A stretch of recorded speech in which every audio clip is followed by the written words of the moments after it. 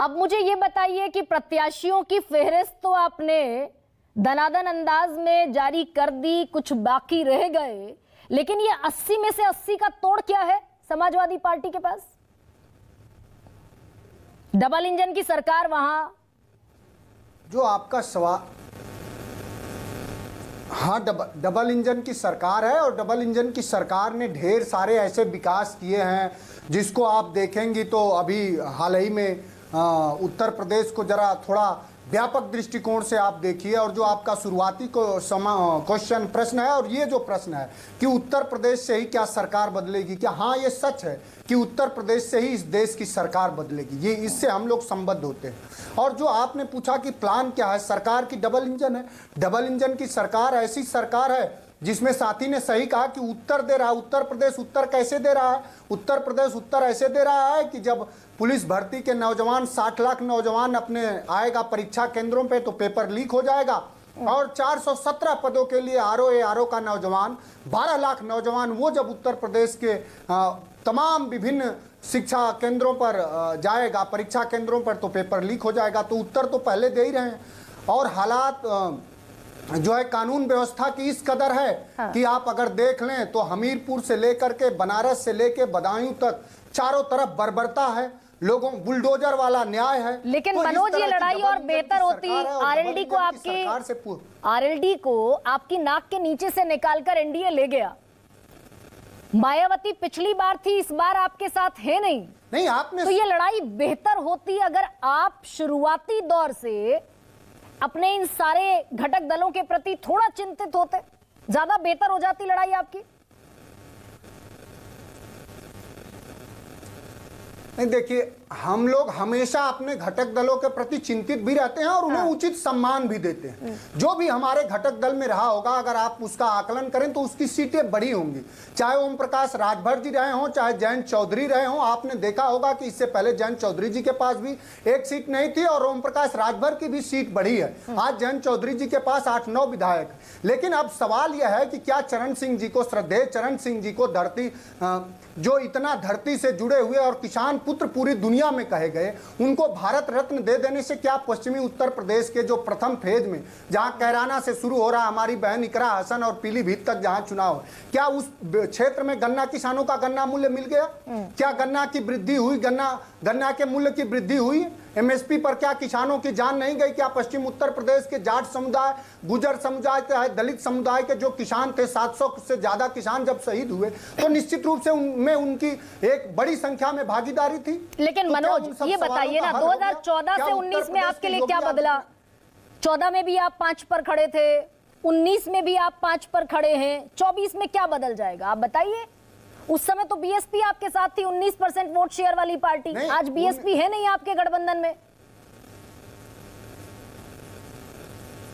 आप हमारे साथ क्या बदल जाएगा? बदल पूरा उत्तर प्रदेश गया है ना।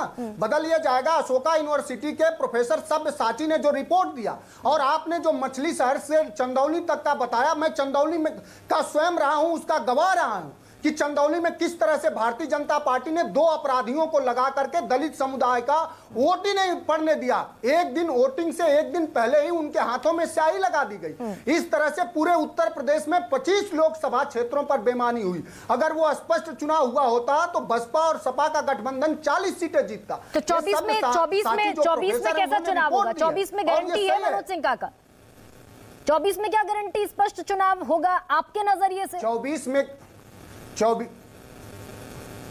24 में गारंटी इसलिए है कि अखिलेश यादव की जो पीडीए की अवधारणा है, जो पिछड़े दलित और अल्पसंख्यक समाज की जो आर्थिक, सामाजिक, राजनैतिक रूप से जो हर तरह के, चाहे उत्तर प्रदेश के विश्वविद्यालयों में अगर प्रोफेसर की नियुक्ति होती है तो मुख्यमंत्री जी के सजाती लोगों की होती है, असिस्टेंट प्रोफेसर की होती है, मुख्यमंत्री जी के सजाती लोगों की होती है। उत्तर प्रदेश में 5 एग्रीकल्चर विश्वविद्यालय हैं, सारे मुख्यमंत्री जी के सजाती लोग वहां कुलपति हैं। तो आप एक अपने सिर्फ जाति के लोगों को सरकार में, शासन में, उत्तर प्रदेश के 75 जनपद में 60 जनपदों में सिर्फ मुख्यमंत्री जी के जाति के या 1-2 और उच्च जातियों के लोग डिस्ट्रिक्ट मजिस्ट्रेट और कप्तान हैं। तो सवाल यह है कि जब सारे आप सुख सुविधा और व्यवस्था, न्याय में, चाहे शासन में आप उच्च कुलीन लोगों को ही रखना चाहते हैं तो आप दलितों, पिछड़ों, अल्पसंख्यक का वोट क्यों चाहते हैं? आप सिर्फ उन्हें अपने जलसे में भीड़ में नारे लगाती हुई भीड़ चाहते हैं। आप नहीं, ये यहाँ पर कुछ मनोज, यहाँ पर कुछ गलती हो गई क्या कि बीएसपी ने 16 कैंडिडेट खड़े किए, 16 में से 5 मुस्लिम है। अब ये गणित ना आपको समझना बड़ा पेचीदा है, ना मुझे समझना पेचीदा है कि वोट किसका कटा, और सारी सीटें मुस्लिम बहुल सीटें हैं। देखिए, उत्तर प्रदेश का हर कम्युनिटी का, चाहे वो मुस्लिम हो, चाहे दलित हो, चाहे अल्पसंख्यक हो, चाहे प्रगतिशील सोच का जो समण भी है, वो जानता है कि भारतीय जनता पार्टी में कभी कोई ग्लानि बोध नहीं है। जो 13,000 करोड़ रुपए में 8485 करोड़ रुपए ले लिए इस देश के उद्योगपतियों से, जो ब्लैक मनी को व्हाइट मनी किए, जो ईडी लगा के, सीबीआई लगा के चंदा वसूली करके और वो धंधा चला रहे थे, उसके गृह मंत्री ये कह रहे हैं कि हम तो ब्लैक मनी को आउट किए थे। अरे कहां से आउट? नहीं मनोज, मैंने मायावती पर सवाल पूछा भाई, 92% कैश बढ़ गया। मैंने तो मायावती पर सवाल पूछा, 16 में से 5 कैंडिडेट खड़े कर दिए उन्होंने, जो आपका वोट बैंक है सीधे सीधे। मायावती जी पर आ रहा हूं।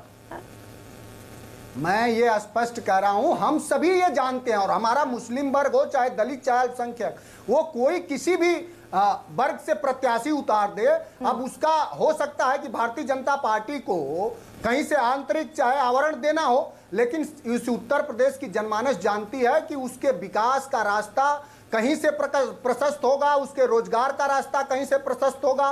बेटियां जानती हैं कि उनके सुरक्षा का रास्ता अगर कहीं से प्रशस्त होगा तो सिर्फ और सिर्फ माननीय अखिलेश यादव जी के पीडीए अवधारणा में और विकासात्मक और समावेशी राजनीति से ही संभव है। तो ये 5 सीटें जो मिली थी मनोज, जल्दी से ये और बता दीजिए कि इन 5 में मैं कितना और प्लस कर लूं?